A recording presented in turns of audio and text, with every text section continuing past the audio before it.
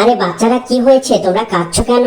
ফুলপরি ফুলপরি, আমরা এখনই এই নদীতে সাঁতার কাটছিলাম, কিন্তু সাঁতার কাটার সময় আমাদের পোশাকগুলো কেমন যেন ভিক্ষুকের পোশাকে পরিণত হয়ে গেছে। এগুলো পরে আমরা কিভাবে বাড়ি যাব?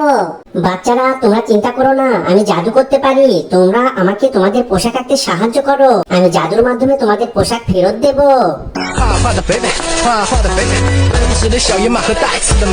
এই পোশাকটা কার? এটা আমার, এটা আমার। আরে রাজু, তুমি কি বোকা? এটা তো একটা মেয়ের পোশাক, এটা আমার। ধন্যবাদ ফুলপরি।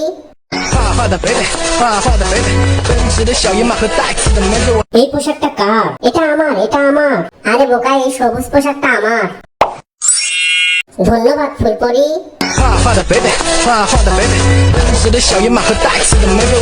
আরে এটা তো একটা গোলাপি টপ, এটা তো আমার না, এটা মিনার।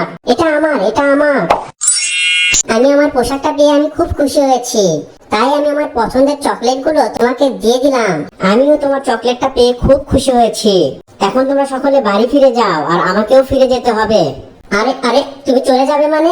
আমি তো আমার পোশাক এখনো পেলাম না। রাজু, আমি দুঃখিত, আমার জাদু শেষ হয়ে গেছে, আমি আর কোনো পোশাক ফেরত দিতে পারবো না।